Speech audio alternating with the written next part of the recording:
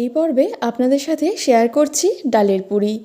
একদম খুবই সহজেই এই ফুলকো ফুলকো ডালের পুরি আপনারা খুব সহজেই কিন্তু এবার তৈরি করতে পারবেন। তার জন্য এখানে ময়দার মধ্যে লবণ, চিনি, রিফাইন্ড অয়েল দিয়ে খুব ভালো করে মেখে নিয়ে এটাকে রেস্টে রেখে দিচ্ছি। অন্যদিকে ছোলার ডাল খুব ভালো করে সেদ্ধ করে নিয়ে এবার এর পুরটা তৈরি করে নিচ্ছি। প্যানের মধ্যে তেল দিয়ে ফোড়নে দিয়ে দিচ্ছি কালো জিরে, পেঁয়াজ কুচি, লঙ্কা কুচি, তারপর হলুদ গুঁড়ো, লঙ্কার গুঁড়ো দিয়ে সেদ্ধ করা ডালটাকে এর মধ্যে দিয়ে দিচ্ছি।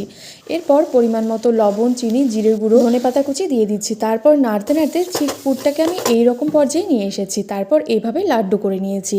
এরপর রেস্টে রাখা ময়দা থেকে ছোট ছোট করে লেচি করে নিয়ে এইভাবে একটা ছোট লেচি নিয়ে হাতের মধ্যে ঘুরিয়ে ঘুরিয়ে এটাকে বাটির শেপ করে মাঝখানে পুরটি দিয়ে মুখটিকে ভালো করে বন্ধ করে দিচ্ছি। এবার সামান্য অল্প একটু তেল দিয়ে এবার সবগুলোকে বেলে নিচ্ছি। খুব সাবধানে এইভাবে করে আমি বেলে নিয়েছি। এবার তেল গরম করে তেলের মধ্যে ভেজে নিলেই তৈরি হয়ে যাবে একদম ফুলকো ফুলকো ডালের পুরি রেসিপি।